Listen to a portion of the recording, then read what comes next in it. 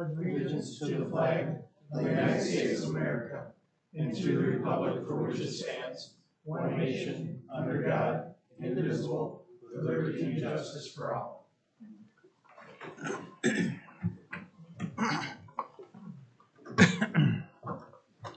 Okay, Christy, can I have a roll call, please? Bierstead. Here. Bjork. Here. Carroll. Here. Downing. Here. Morset. Here. Miller. Here. Odine. Here. Okay, next our approval of minutes from the May 14th meeting. I move approval. Second. Questions or comments? All in favor? Aye. Opposed? Next I have approval of the bills with Ms. Miller. Mr. Mayor and Council, I move to approve the bills in the amount of $1,208,986.54, subject to the Comptroller. Second. First and second on bills. Any questions or comments? All in favor? Aye. Opposed? Okay, so we're moving the agenda around a little bit. We're going to go straight to the liquor licenses. So I'm going to close the council hearing and open up the public hearing on the annual liquor license and beer license renewals.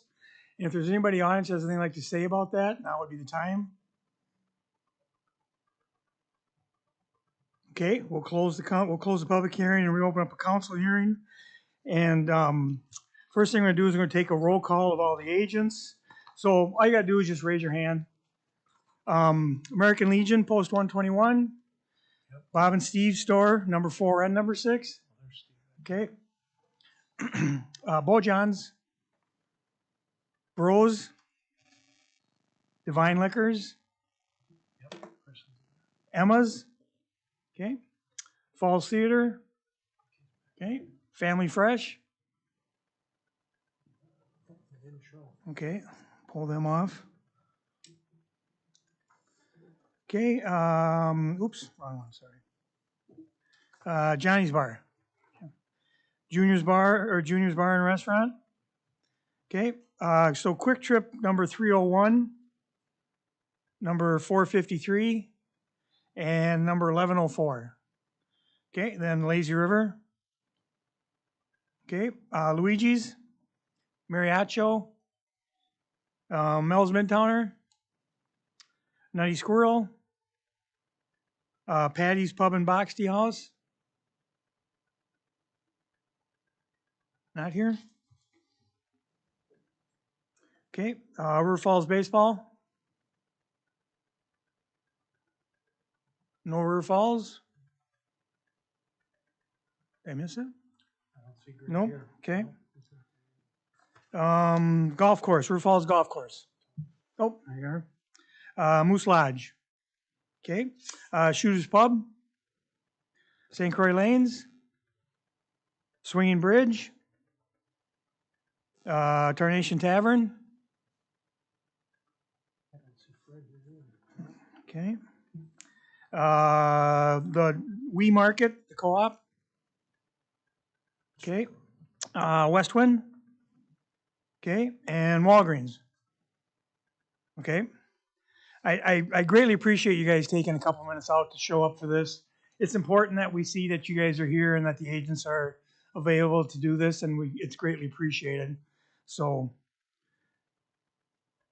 okay, so let's move on to our first suggested motion is we'll grant renewals for the Class A beer licenses and Class A cider licenses only, contingent that all license requirements are met at the time of issuance. And this will be for Bob and Steve's number 4 and Bob and Steve's number 6. And I will take a motion on this. So moved. Second. Okay, first and second. Any questions or comments? All in favor? Aye. Opposed? Okay, next one would be grant renewals for the combination Class A liquor and Class A beer licenses, contingent that all licensing requirements are met at the time of the issuance. And this is for Aldi's. This is for Divine Liquors. Gotta make sure. Quick Trip. This is for Family Fresh. Nope. This is Nope. Family Fresh in here. I'm sorry. This is Quick Trip Store 301, 453, 1104. This is Bojan's. This is Walgreens, and this is the Co-op. And I'll take a motion on this. I so move. Second. Mr. Mayor, before we vote, could I please Oh, ask that, yes. that Mr. Stansberry from Aldi come forward? He didn't come. Oh, Not here. guess Okay. It's not on the list either. So that's not on the list either. Was that not on this list over here? I didn't hear you. So yeah, I didn't call his name. Okay. Okey doke. So I'll take a motion on the rest of them. Oh, we already have a motion. Oh, I'm sorry. First I and second? I second. Yep. Okay, any other questions or comments on this one? All in favor? Aye. Opposed? Okay, next one is grant renewals for the Class B beer licenses, contingent that all licensing requirements are met at the time of issuance. And this will be just for Luigi's Pizza and River Falls Baseball Council. Oh, Baseball Council's not here. This will just be for Luigi's Pizza. So moved. Second. First and second, questions or comments? All in favor? Aye. Opposed? Okay, next one is renewal of the Class C wine licenses, contingent that all licensing requirements are met at the time of issuance. And there again, they're not here, so we'll move down to motion 5. Grant renewals for the combination Class B liquor and Class B beer licenses, contingent on all licensing requirements being met at the time of issuance. And this will be for, make sure that it is, for the American Legion, for Bros, for Emma's, for Falls Theater, for Johnny's, for Juniors, for Lazy River, for Mariachi Loco, for Mel's Midtowner, for the Nutty Squirrel. Let's see, those are not here. That's not here. The Moose Lodge, Shooter's Pub, St. Croix Lanes, Swinging Bridge. They're not here. And the West Wind. I move. So move. Second. First and second on that. Any questions or comments? You I hold think- second, Mayor. Let's make sure we've got the right names. Yeah, Did I 'cause miss was something? gonna say, I think the Golf. guy from the golf club is here. Golf club, yes. Yeah. totally. Oh, I'm sorry. Should we include them I'm sorry. I put you down, Tony. I meant somebody else. I was thinking River Falls Baseball Council. Sorry about that. So yes, golf club would be included. You can just give us 1 minute, Mayor. We'll- Yep. The only people that shouldn't be on there would be Patty's and Tarnation.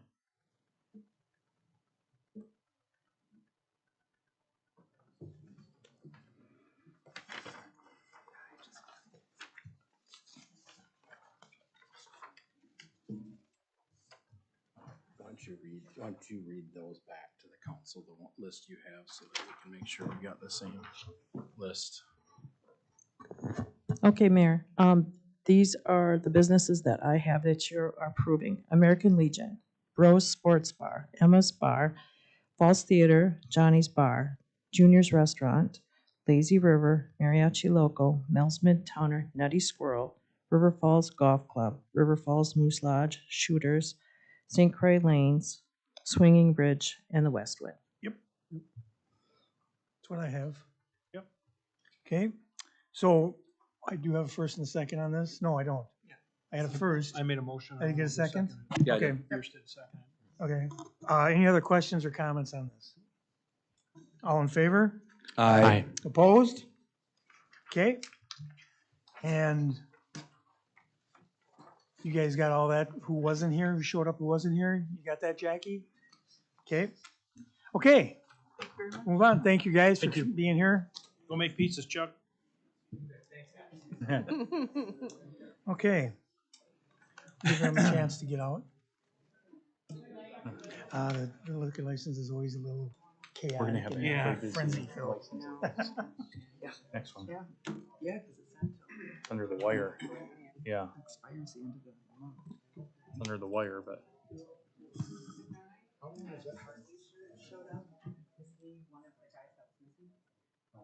I don't know.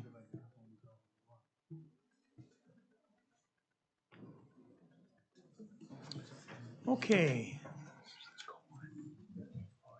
Everybody sit down. Okay, so let's move on. Now we'll go to public comments. This is where anybody in the audience has anything they want to talk about. Now's the time. Just to remind everybody, you got 2 minutes, and we don't engage. This is your chance to talk to us, but we don't engage with you.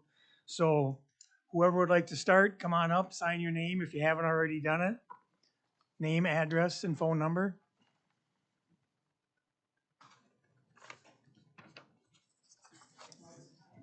Yes. Hi, my name is Krista Spieler, and I am a resident of River Falls. I'm here with my concern about the future of sustainability practices in our city. Back in April, at our community Earth Fest, the keynote speaker, meteorologist Paul Douglas, praised River Falls, declaring that River Falls is 5 or 10 years ahead of other communities. And we can thank Mike Noreen, the former sustainability coordinator, for his work on making this happen. So now, as the city turns to the task of hiring a new sustainability coordinator, concerned citizens are here to witness that process and to stress the importance of upholding sustainability in River Falls.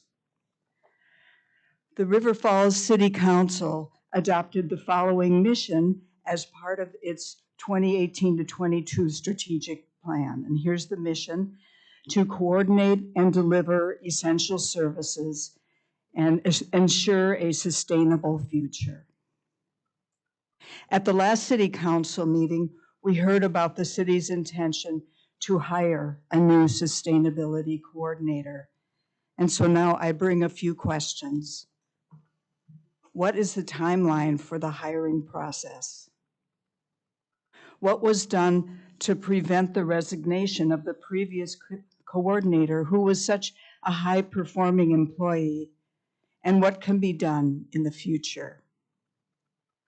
What is the scope of the sustainability coordinator position?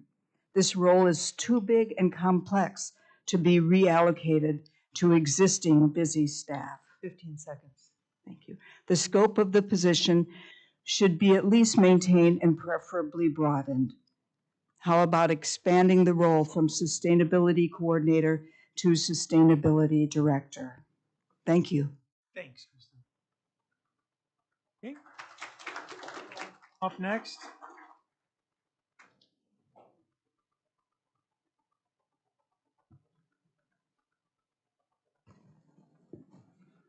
Hi, I'm Tanya Schmidt, and I live at 622 West Elm Street here in River Falls. I'm concerned about the possibility of the energy assistance programs that are offered through the city being handed off to the state, which require less work locally, but also results in less money going to the recipients and a loss of hometown care. I'm also on the board for Grow to Share, and a key part of our organization is the power of growing healthy food in positive community. With the state-administered energy assistance program, I worry that there will be a loss of community connection and care, which truly hurts our whole community. Thank you. Thanks.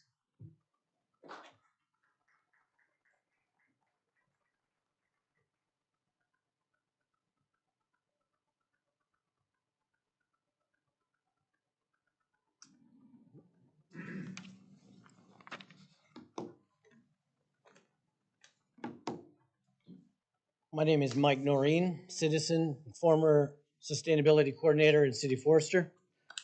River Falls has been a leader in sustainability for the past 15 years. Many great things have been accomplished in that time, exceeding sustainability goals, receiving money back from Focus on Energy, putting solar on roofs, increasing customer participation in the Green Block program. All these goals exceeded annually is a testament to this community.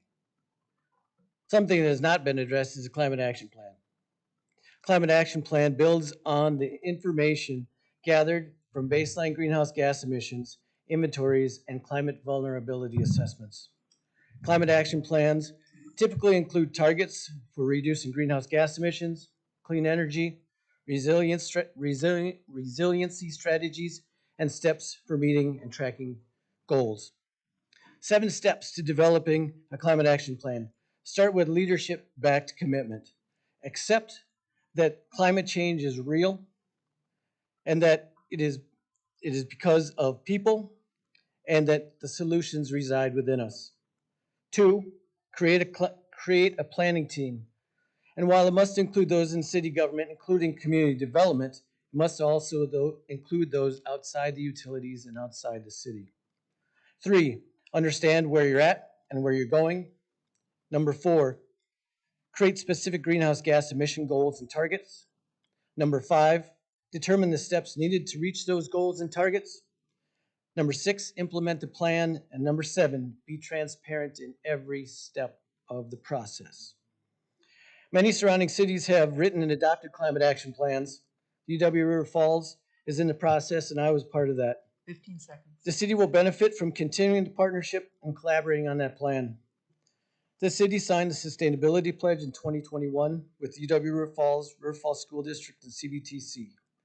The city has been a regional leader in the field of sustainability, but a lot has changed recently, and you cannot rest on your laurels. Time. Thank you.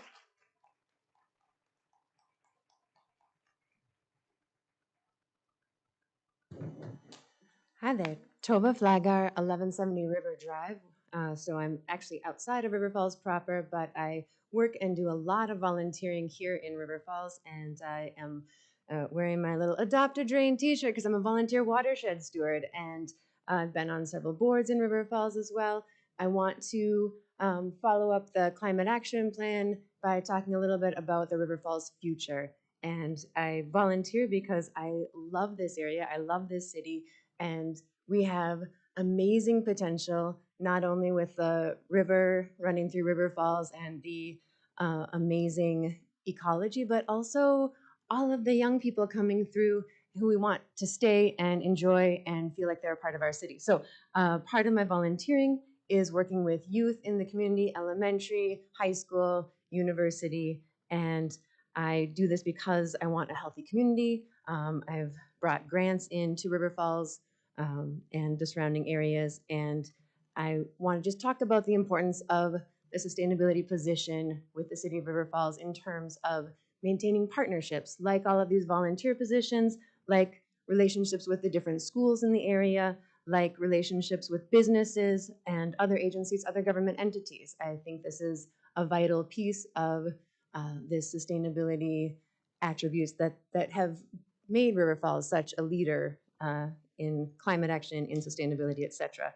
And so just a quick example of some of the work with some of our youth, our future, is right out back. There's a City Hall rain garden. And that was something where the city sustainability coordinator contacted me and schools, and I had been working on a grant, and because of these partnerships that had already been in existence and maintained, we had ability to buy all of the plants, to get students lunches, to bring people in to help coordinate and create a rain garden. 15 seconds. And so I will just finish it with, right now we don't have quite the coordination, and you can kind of see the metaphor in the back with some weeds popping up in the rain garden, and I would just dearly love, we've got the initiatives, we've got the great people, we want our students to be able to feel like their work isn't, and their future isn't being ignored by the city. So we just need that good partnership, good communication to keep up this necessary connection and good work. Thank you very much. Thank you.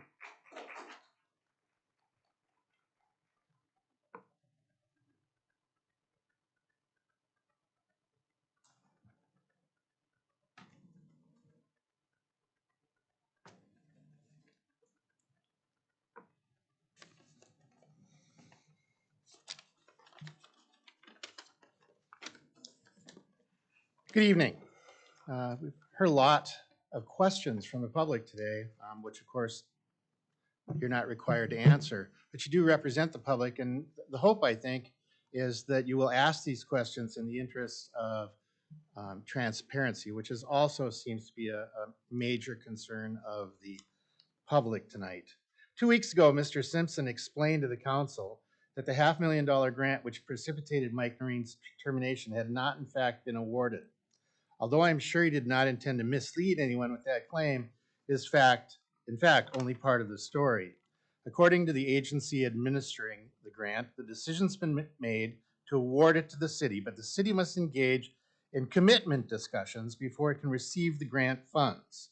This is a new procedure the federal government has initiated as a result of widespread diversion of similar funding initially intended to decrease homelessness due to the economic hardships imposed by COVID on low-income households.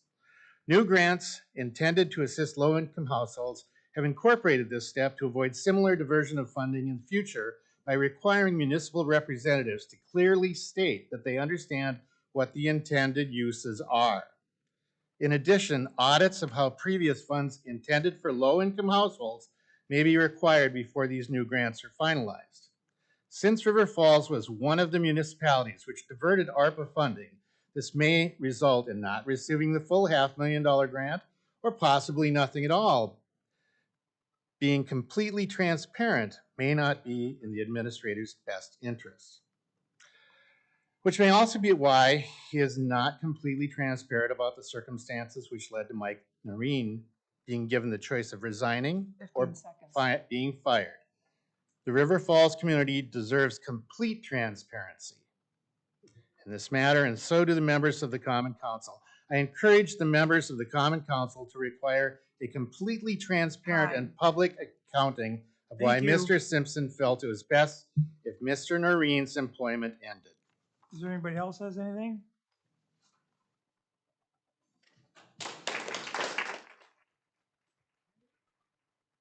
That's it. We'll move on then.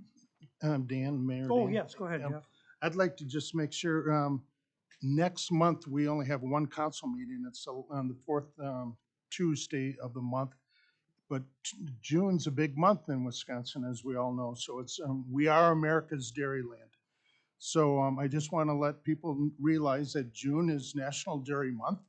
And for over 85 years, we've been celebrating Dairy Month, not only in Wisconsin, but all of America. So have your ice cream, have your chocolate milk, have your cheese, have your yogurt, and enjoy it. So still today, there's over 7,000 dairy farms in Wisconsin, 7,000 over that many.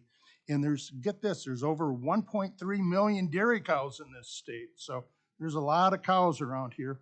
We produce 3.2 million pounds of cheese and 361 million pounds of butter. So enjoy all your dairy and enjoy America's National Dairy Month. That's it. Thank you. Okay, so we're making one other change. Didn't know if there was another public comment or not. So we're making one other change. We're gonna, there's a presentation from St. Croix and Pierce County Veteran Services. We're gonna move them up now. So if Philip's here he is. If you guys wanna come on up. All right, thank you so much. Phil Landgraf, I work for the St. Croix County Veteran Service Offices, and this is Tammy McGregor. Tammy is the real person who runs the office, right? Just like anything, but she's the assistant basically to Missy Hildebrandt. She had a family emergency, so hopefully you can keep her family in your thoughts. She wanted to be here, but something came up. So we wanted to do a presentation real quick on veterans and the veterans in the border area right here in River Falls. I know that I see quite a few in my office, and I'm sure that you see quite a few in yours. Basically what it is that we do. Are there any veterans that are in the office or in the room today? Any veterans? There's one. All right. Hello, Nick. Congratulations. You're a veteran. You're the only one in the room other than myself, I guess. So I should have raised my hand. But not everybody is aware of the things that we do to help veterans. If you know a veteran, whether or not they're family members or you see somebody that's a friend or whatever that might be having some trouble kind of navigating the system, that's what we do. We're basically the conduit to what might be the problem. I always generally tell people we're professional problem solvers in our office. If somebody comes in and says, oh, I need something. Okay, well, I might not be able to answer that question for you, but I should be able to spider you down some of the services that could help you. Okay, so I wanted to kind of run down some of the things that we do. One of them is disability claims, veterans who are injured while they were in service. That's a big one. It's a big boom to our community and to our federal dollars that we bring in, because if somebody's going to be living in River Falls and they get a service-connected disability, they're going to be spending that money in River Falls. So it's good for the tax base as well. So when we do well, everybody does well. VA healthcare, there's a lot of healthcare things that we can do, and we can get people into the VA healthcare system. Totally different. There's transportation that we provide to the VA as well for veterans. We're a resource for education, state, federal. Discharge upgrades, those who might have bad paper, somebody who maybe got out of the military with an other than honorable discharge, they may not be eligible for some of the benefits. We can help them out with that. The flags, it was just Memorial Day. Memorial Day, one of the things that we do is we send a list out to people who run the cemeteries. Do you need any flags? We order those flags. And then we get them out to them for them to distribute them on the veterans' graves. We maintain a healthy relationship with the American Legion and the VFW. I did see that the Post 121 was in here, and they do great work in the community. VFWs as well. All of them are doing something to try to help and lift up those veterans. So we want to make sure that they are as whole as possible. So when they're doing well, then we're doing well, and it's a big positivity thing. Unfortunately, we do with some death benefits. The veterans who pass away, there's the Fort Snelling Cemetery that we help with getting people over to there. We also, I was just at a home visit. One of the things we do, we'll actually go out to those veterans' homes who might not be able to make it to our offices in, the areas. So I was at a home visit right in between me getting off work and me coming here. I've got some papers that I gotta send off to the VA as well. So we're always busy and we're doing things. There's some state benefits, property tax credits, veteran identifiers, all of those things. But the biggest thing that I really want to, and I hope that you would take away, is that we are a resource for veterans and the family members of veterans. And if you know of anybody who might need a hand up, potential financially, or they have some questions with the VA, we're the people that you'd send them to. And, appreciate to take any questions if there are any. Can I ask one? Will you give us a phone number, address, email address or something so people No, know how to get a hold absolutely, of it? You yeah. know how to get a So hold of you? I can speak from, here is my cards. I'll leave them here, but my telephone number to the main line in St. Croix is 715-386-4759. And we're located in New Richmond. We're not in Hudson anymore. We'd moved there about seven years. We're in the old county market building in New Richmond, and we're up there. And you can go ahead, shoot. What do you got for? Our office number is 715-273-6753. We're located in Ellsworth. We're in the Pierce County office building behind the Pierce County Courthouse, and we welcome visitors. My goal is when someone calls us for benefits, a lot of times it's one question. My goal is to chip away at some other things while we're at it. So definitely a one-stop shop.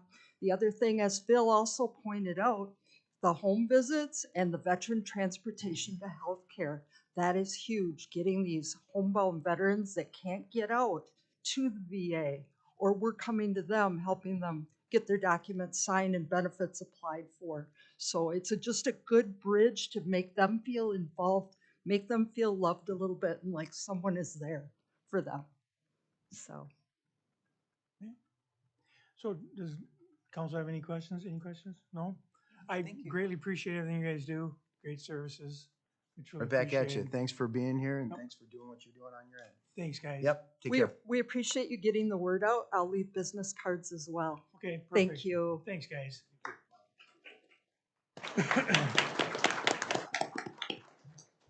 Okay, next we'll move on to a presentation from Merchant McIntyre.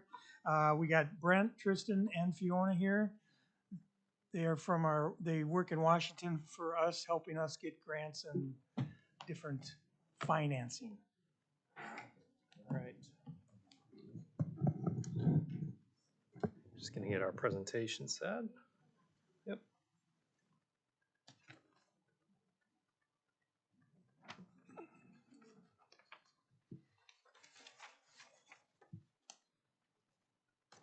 Okay.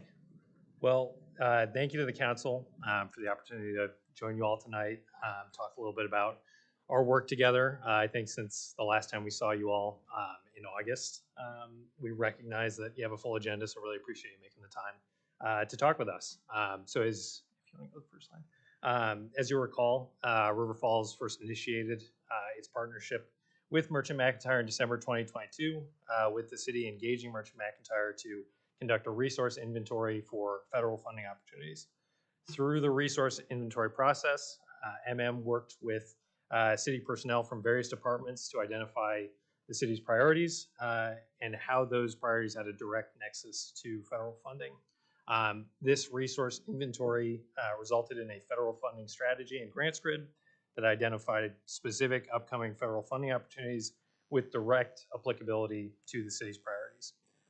In implementing the strategy, we've worked with the city and supported the city in securing more than $1.6 million to date, including federal funding for local priorities related to public safety, surface transportation, and economic development. In addition to the funding that we've secured, our team has worked with city personnel to develop and submit applications for more than $4.8 million, all of which are currently under review by federal funders.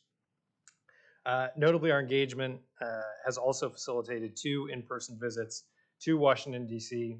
From Mayor Toland and Scott. These visits really play an invaluable role in developing relationships with congressional lawmakers and agency decision makers. We appreciate the city's commitment to this part of our process, which is one of the most important tools that we have to strengthen federal engagement. During today's discussion, we'll provide an overview of the specific federal funding efforts we have undertaken with the city to date, as well as opportunities we plan to undertake in the coming weeks and months. As part of our process, we also want to briefly highlight the critical role city leadership has played in guiding and prioritizing and developing each of these projects. We appreciate the city's steadfast commitment to consistent communication and strategic thinking. Success in securing federal funding is dependent on committing the time and resources necessary to develop a fundable project. Day to day, the city's active role in our partnership has always reflected that principle, and we appreciate the continued thoughtful engagement from Scott, Amy, Jennifer, and the entire River Falls team. With that, I'll hand it over to Fiona to talk a little bit about funding that we've been awarded to date. Thank you, Justin, and thank you, Council, for your time today. Our partnership with River Falls has led to notable success in both grants and congressionally directed spending requests. To date, we have secured 3 significant awards. The first being a $38,000 award from USDA Rural Business Development Grant Program. Now, this funding is specifically utilized to expand business recruitment activities at the St. Croix Valley Business Innovation Center. The second notable win was for $200,000 from the Department of Transportation's Safe Streets and Roads for All Grants program, which is made possible by the Bipartisan Infrastructure Law. This funding will support the development of a comprehensive action plan to further the city's Safe Streets initiatives. And our final notable win is a $1.4 million congressionally directed spending request through the USDA Community Facilities Program. This funding will support renovations at the River Falls Fire Station, and it is secured by the city's congressional delegation in both the House of Representatives and the United States Senate. We hope to continue our work with the city to support the drawdown process of these funds in the coming months. And with that, I will hand it back over to Brent. I think I'll take this one. Yep. Applications that we have in the hopper, so to speak, under review by federal agencies. So in February, we submitted an application for $3.2 million through the Department of Transportation's RAISE program. RAISE is DOT's flagship infrastructure program focused on transformative surface transportation infrastructure improvements. Starting in August, actually around the time of our last visit, we began developing a planning application focused on enhancing connectivity throughout River Falls. The specific focus being on connecting burgeoning commercial development in the northwest portion of the city, such as Sterling Ponds, Mann Valley, and the St. Croix Valley Business Innovation Center, with the city's downtown, as well as with education and workforce development hubs like UWRF and CVTC in the east. Additionally, specific consideration was given to supplementing and not supplanting funding that had been awarded to the city through the Safe Streets and Roads for All program. This process resulted in an application to support planning, design, and engineering for multi-use trails to allow safe travel across State Highway 35 and the Kinney River, as well as complete street enhancements on North Main Street, East Division Street, North Boston Lane, and East Cascade Avenue. RAISE is an extremely competitive program and often requires multiple applications to be successful. However, we are very encouraged by the application and especially by the thoughtful approach employed by Todd, Emily, and the entire planning team throughout the application development process. Their thoughtfulness and commitment to strategic thinking will help set our application apart. Additionally, in February, we also submitted an application for $50,000 through the USDA Rural Business Development Grant. This grant is intended to extend and expand the activities funded at the Innovation Center from our successful application in 2023. RBDG, the Rural Business Development Grant Program, is an important annual federal funding opportunity for economic development, and leveraging this funding will continue to provide opportunities to develop and expand programming at the Innovation Center. Next, the FEMA Assistance to Firefighters Grant Program. We were happy to support Chief Cash in developing and refining 2 applications for FEMA's AFG program this year. First, we helped develop an application for just over $122,000 to equip the department's officers with upgraded portable radios to facilitate communication at the scene of an emergency. And second, we helped develop an application for $380,000 to replace the department's 30-year-old water tender.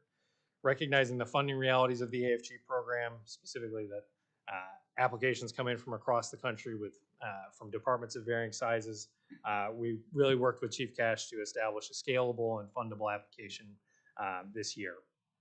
Notably, we've continued to work with the city to develop congressionally directed spending requests, following up on March's visit to DC from Mayor Tolan and Scott. We identified the opportunity to request congressional funding for urgent communication upgrades at the police department and fire department for their fixed and portable communications equipment. Additionally, we worked with leadership from the city and the St. Croix Valley Business Innovation Center to submit a separate congressionally directed spending application for $250,000 to complete the second floor of the Innovation Center. As of now, our public safety request was submitted to the House Appropriations Committee, which is a significant step toward ultimately having the project funded. The congressional appropriations process continues to move forward, so we'll likely have more updates on consideration of our request, of our public safety request in the Senate, and for our separate Innovation Center focused requests in the coming weeks. But our team plans to continue monitoring and supporting the city as consideration of those projects moves forward throughout the summer and into the fall. Okay. And then to cover in progress and upcoming opportunities, in addition to those submitted opportunities we just discussed, our team continues to work with the city to leverage our established federal funding strategy to identify and consider and pursue upcoming opportunities for the city. The first one we want to talk about is the Water Resources Development Act. We've been thrilled over the course of our partnership to support the city's engagement with the Army Corps of Engineers to advance the Kinney Corridor project through the Corps' Section 206 Ecosystem Restoration Project. Following the determination of the tentatively selected plan for the Kinney project, we joined city personnel in assessing the best pathway forward to secure the maximum federal investment in that project. With federal funding capped at $10 million for the 206 program, federal action is needed to ensure the TSP is able to move forward at the anticipated total project cost of just over $19 million. In addition to supporting congressional engagement to advance the waiver that the St. Paul District has submitted, we've worked with the city to develop legislative language for the 2024 Water Resources Development Authorization Bill, or WRDA. WRDA is a bill that Congress passes every 2 years that authorizes all of the Army Corps of Engineers activities across the United States. Our specific language that we've worked with the city to develop would raise the funding cap for the 206 program from $10 million to $15 million. This would enable the Corps to move forward at a higher cost share for the Kinney project, coming in just over $12 million total in federal investment. Through the city's engagement with its congressional delegation, And our support, we were able to help secure that language in the Senate's version of the 2024 Word Bill, which was considered by the Senate EPW committee last week and passed. We expect further consideration of that language, hopefully in the House in June. And ideally, its inclusion in the Water Resources Development Act when it passes Congress at the end of the year. This was really made possible by the city's continued engagement with its congressional delegation, as well as the great insight that we got when Mayor Tolan and Scott were able to join us for a visit to Army Corps headquarters in DC. It was a really valuable meeting. Got a lot of great feedback on the language that we had put together. So once again, just a critical portion of our process. And with that, I'll hand it over to Brent to talk about the remaining options. Thanks, Tristan. So we've continued over the last several months working with city leadership and staff at the Innovation Center to coordinate with the Economic Development Administration on a grant to expand the Innovation Center. The city's commitment to the process, as Tristan and Fiona have described with other programs, has been a really critical step in understanding not only can we apply, but what is the likelihood that we'll be funded, which we assess as very high. EDA is primarily concerned with when we apply. We're working with city staff on getting the application and the required components together to move that application forward over the next few months or several weeks, I guess. We're anticipating submission of that grant in late summer or early fall, as you see in the slide there. So really encouraged by the possibility of a second EDA grant for the Innovation Center. Really a pretty remarkable investment by the EDA in this community, which speaks to the great successes the Innovation Center has had and the likelihood and, in fact, the great prospects the Innovation Center has moving forward over the next several years. Moving to the Safe Streets and Roads for All demonstration and implementation programs. The reason typically that we recommend applications that are focused on planning activities like we did with the successful Safe Streets Planning Grant Tristan mentioned or Fiona mentioned earlier, is with the idea that we will ultimately apply for implementation dollars, or in this case, supplemental planning, demonstration, and implementation programs. The city's success at $280,000 with a planning grant in the first round that the bipartisan infrastructure law made possible enables the city to now access additional funds for those projects, those priorities that are included in the action plan. So we're now taking that planning grant to really identify and prepare an application, identify projects and prepare an application that would become a grant award through the Safe Streets Demonstration Implementation Awards later this year with the development, and that will continue in 2025 as they put out the additional rounds from the bipartisan infrastructure law. So we've made a few points tonight. I do want to take the opportunity to thank the council. Not only has the city made an investment in time and resources of its staff and leadership to travel to DC to make compelling arguments for city priorities and its residents and businesses, you've made a significant investment in us, and we appreciate that. We take great pride in our collective successes and the partnership. We also take a great deal of responsibility for what we need to be doing next. And so I thank you for the investment in us. I thank you for the commitment to the process. We're seeing results that we feel strongly about thus far, and we feel strongly as we are reminded by leadership and staff that we need to be seeing more. And we're going to continue working hard to see those. We will tell all of you, including the mayor, the administrator, and staff, what we need to be successful.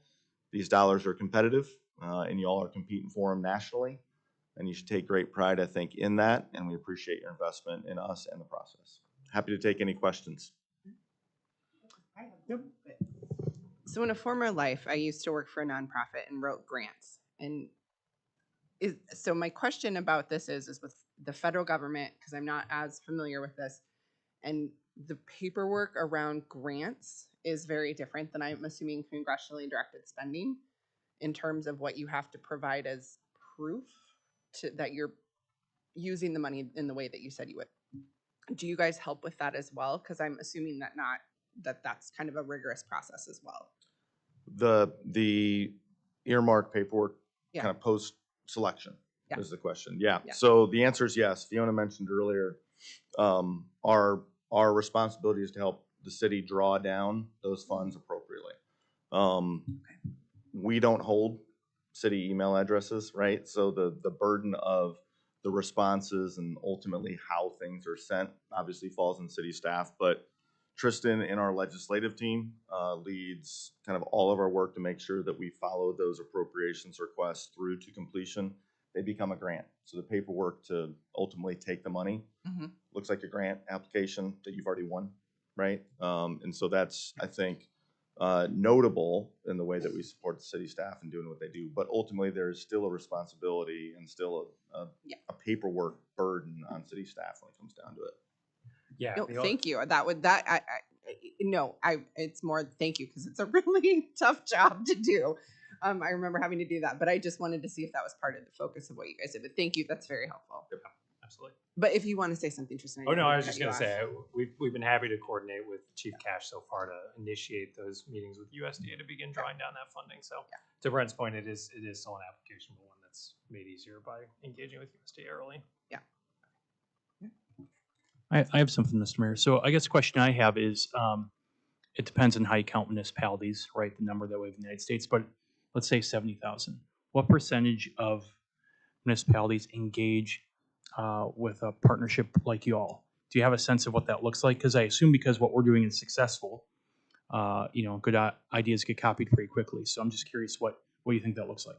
That's a good question. Probably one I shouldn't have the answer to given my business model, but I don't know the answer. I think for cities like River Falls, the commitment like this is rare.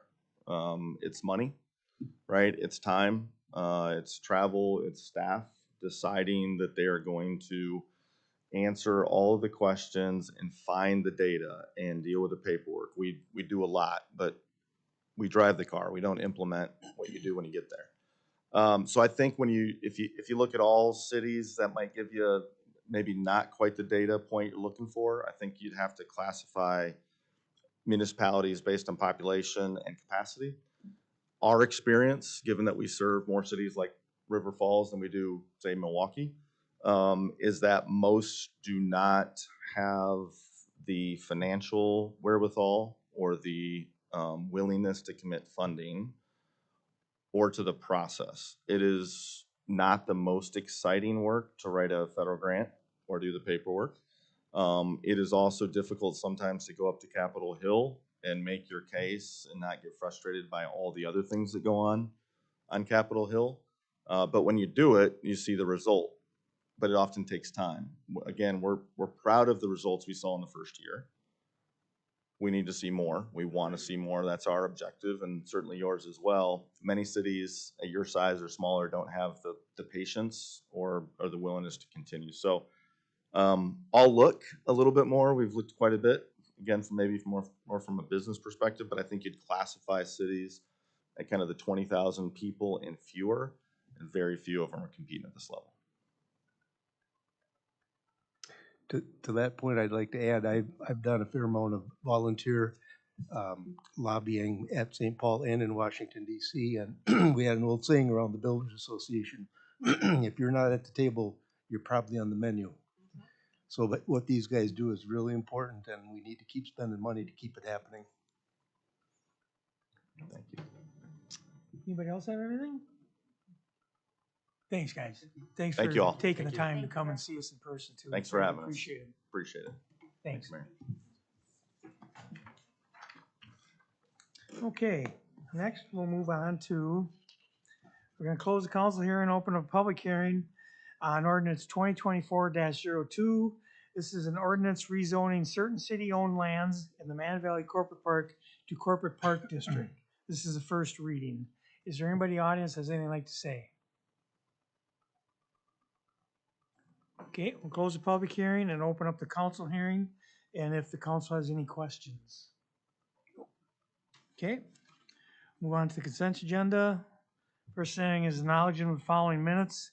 The Park and Rec Advisory Board from 3/20 and 4/24. The Historic Preservation Commission from 4/8. The Library Board from 4/8. The Bid Board from 4/9.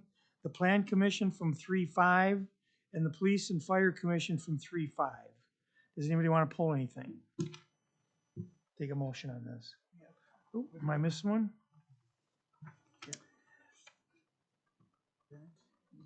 No, okay. So with the Police and Fire Commission, I said 3.5 plus 520, Utilities Advisory Board of 4.5, and the West Central Wisconsin Biosolids Facility of 4.18. Do you want to pull anything?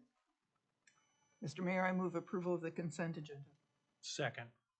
First and second, questions or comments? All in favor? Aye. Opposed? Okay, next we'll move on to the Comptroller's report. This is the Comptroller's report for April of 2024. General fund revenues through the end of April were $4,069,686, or 29.9% of total budgeted revenues for the year.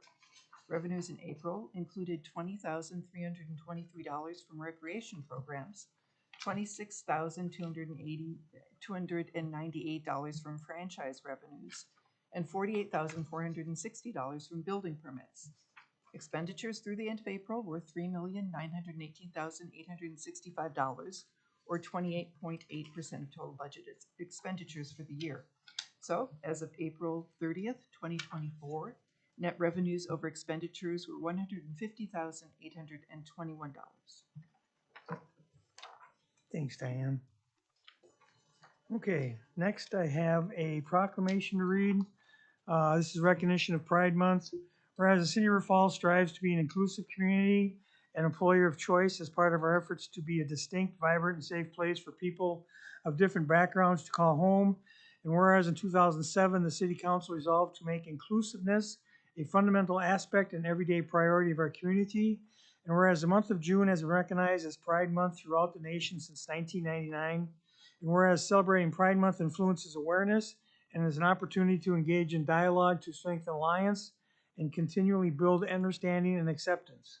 And whereas the City of River Falls is honoring Pride Month to support, recognize, and celebrate the contributions and the diversity of the LGBTQ members of our community.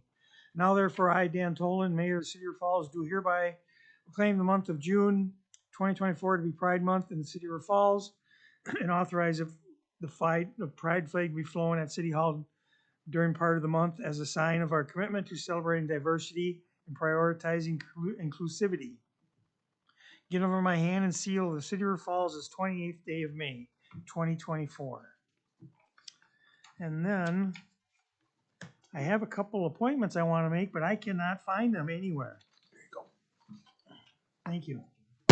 Sorry about that.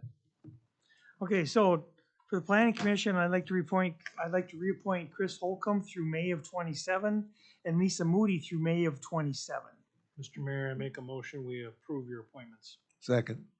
First and second, questions or comments? All in favor? Aye. Opposed? Move to adjourn. Second. First and second, all in favor? Aye. Opposed? We are adjourned. Yeah, at the bottom of the other page. Sorry about that. Thank you. I had too